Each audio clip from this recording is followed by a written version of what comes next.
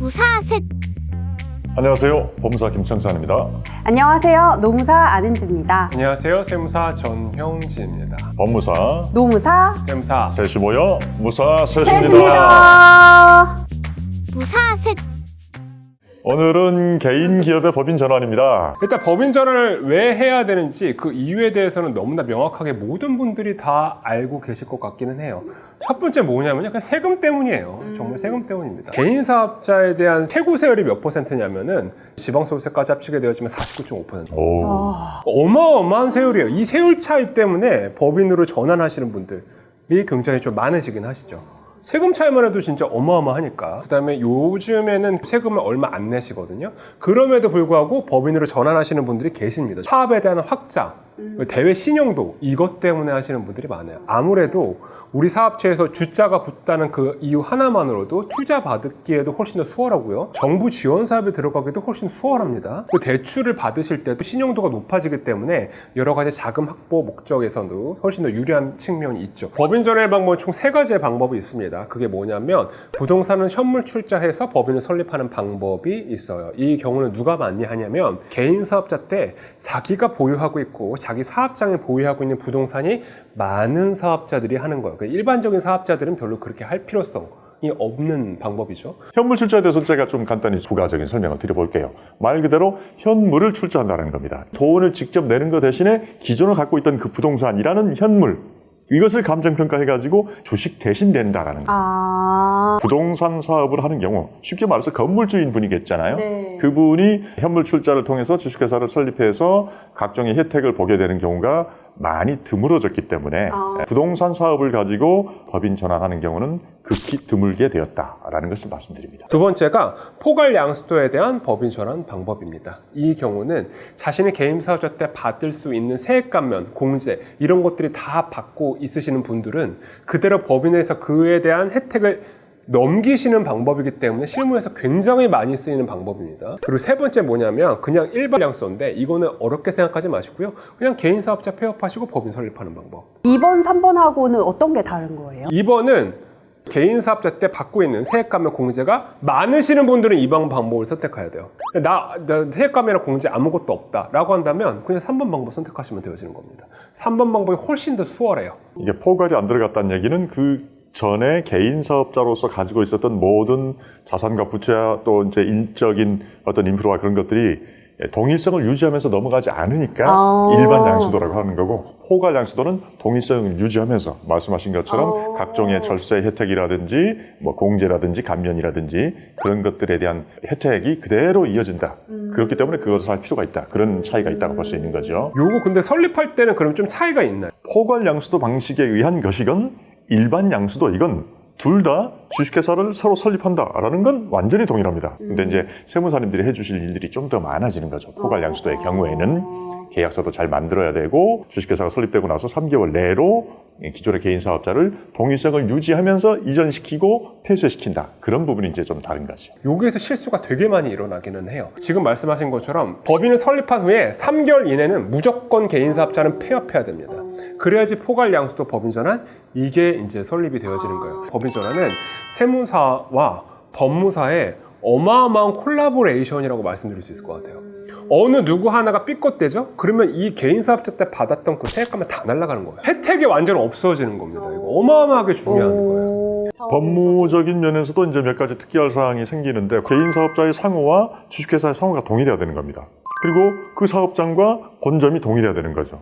그리고 이 개인 사업자가 이 새로운 회사의 주주가 돼야 되는 거죠. 그런 부분이 다 동일해야 돼요. 일반 양수도는 사실 뭐 거의 할 이유가 크게 많지는 않을 것 같아요. 이유가 있는 경우도 있어요. 왜냐하면은 네네. 사업장 주소지가 내가 개인 사업자 때 하는 그 사업장 주소지랑 법인 사업자 때 하는 사업장 주소지가 다를 수 있거든요. 이러면 일반 양수도로 가야 되는 겁니다. 포괄 양수도는 다 동일해야 돼요. 모든 게. 상호도 동일해야 되고요. 근로자도 동일해야 되고요. 그 다음에 사업장 주소지도 똑같이 해야 돼요. 그래야지 세감면을 그대로 이어받을 수 있는 겁니다. 그러면 만약에 내가 포괄 양수도를 할 건데 이사 계획이 있으면 이사를 가서 해야겠네요. 그쵸. 포괄 양수도는 조금 더 할 일이 많다. 그러니까 만약에 포괄 양수도 법인 전환 계획하시고 분들이 계신다면 기간을 좀 넉넉하게 잡으신 후에 그 다음에 법인 전환을 하시는 것이 가장 좋고, 일반연수는 나 그냥 법인 빨리 설립하고 싶어 라는 분들, 그런 분들이 하시는 게 가장 좋죠. 그럼에도 불구하고 이 조금 더 복잡한 이 포괄양수도 법인 전환을 해야 되는 이유가, 첫 번째는 세액 감면 공제, 이 절세적인 측면도 분명히 있고요. 두 번째는 뭐냐면 포괄양수도 법인 전환을 해야지만 내가 개인 사업자 때 그때 경력을 쌓아놨던 그 레퍼런스가 그대로 이전이 되어집니다. 네. 동일한 사업자이기 때문에 네. 그대로 이전이 돼요. 이런 혜택들이 있다. 이렇게 말씀드릴 수 있을 것 같아요. 저희는 이제 고용보험 지원금 관리를 하다 보니까 중간에 이렇게 법인 전환을 하는 사업장들이 있거든요. 근데 지원금을 계속 받아오던 사람이 법인 전환을 하고 나서도 그 지원금 혜택을 계속 유지를 하려면 반드시 포괄 양수도 계약서를 저희가 그런 것도 있구나. 제출을 해야 돼요. 그럴 수 있겠다. 혜택 계속 유지가 되려면. 그래서 근데 저는 무조건적으로 법인 전환 하시라라는 말씀은 솔직히 못 하겠어요. 막 그 개인 사업자 소득세 구간이 막 50% 이런데도요? 그럼에도 불구하고. 네. 그럼에도 불구하고 많은 분들이 간과하시는 게 법인세율이 10%, 20% 이것만 생각하시거든요. 그런데 법인 전환을 하고 나서 이에 대한 자금 개인이 못 빼옵니다. 그쵸. 예. 빼내오려면 뭘 해야 되냐면 급여 설정을 해야 돼요. 급여 설정을 하게 되어지면 우리가 무슨 세금을 내느냐? 종합소득세 내는 겁니다. 그러면 법인 전환 하게 되어지면 법인세랑 종합소득세 같이 내는 겁니다. 예를 들어서 법무사님 1년 동안 1억을 벌으셨습니다. 근데 법무사님이 정말 실생활에서 필요한 그 금액은 얼마냐면요. 6천만 원이에요. 그럼 4천만 원이 남잖아요. 그렇죠? 개인 사업자 때 종합소득세는 네가 얼마 남든지 상관없어. 네가 벌어들인 그 1억 원에 대해 전부 다 세금을 냈게, 그게 종합소득세입니다. 그 법인 사업자를 하시고 나서 급여 설정은 내가 1억 원은 벌었지만 내가 실질적으로 6천만 원만 필요하니까 이 6천만 원에 대한 종합소득세만 낼게 라고 한다면 4천만 원 비니까 거기에 대한 절세 효과가 나오겠죠. 이런 상황일 때 이제 법인 전환을 하는 것이지, 무분별하게 이제 세금적인 측면에서 법인 전환을 한다? 저는 그거는 후회하시는 분들을 너무 많이 봤어요. 법인이 일단 만들어지고 나면은 여러 가지 이제 세법이나 회계상의 어떤 절차와 규정을 준수를 해야 되는데, 개인 사업자일 때는 쉽게 말해서 좀 극단적으로 말하면 자기 마음대로 돈 넣었다 뺐다 할 수 있잖아요. 그쵸, 자유롭죠.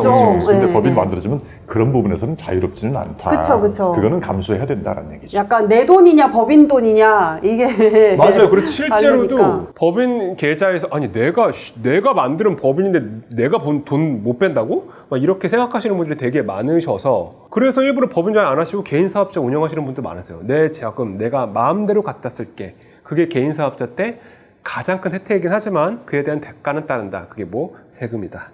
이렇게 생각하시는 게 좋으실 것 같아요. 그러면 집무사님은 유능한 세무사이시니까 법인 전환을 고려하시는 많은 분들께 일정의 기준을 좀 제시해봐 주시면 좋을 것 같아요. 매출액 기준은 사실상 업종에 따라 달라요. 성실 사업자라고 있거든요. 그쵸. 요거 전에 하시는 게 좋습니다. 근데 업종에 따라 다르기 때문에 요거는 제가 함부로 말씀드릴 수 없고, 가장 중요한 건 이익 기준으로 봐야 된다. 전 그렇게 말씀을 드리고 싶어요. 세금 계산하는 거는요, 매출액으로 계산하는 게 아니에요. 이익 갖다 계산하는 거지. 그 이익에 대해서 기준 금액, 저는 이렇게 말씀드리고 싶은데 8,800만 원이 초과한다? 그러면은 법인 전환 하시는 게 유리해요. 순이익이 8,800만 원이 넘는다 그러면 소득세 과세 구간이 8,800만 원 초과잖아요? 그럼 35%. 지방소득세까지 합치게 되어지면 거의 40%입니다. 이때는 법인으로 전환 하손 치더라도 8,800만 원이면 법인세율이 10%거든요. 거기에다가 자기가 받는 그 근로소득세까지 합쳐봐야 35%가 안 돼요.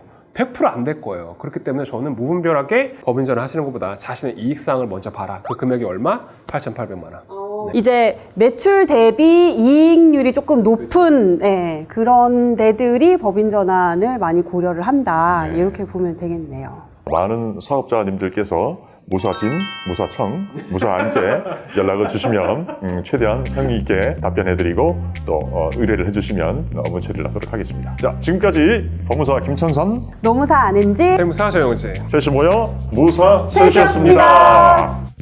무사셋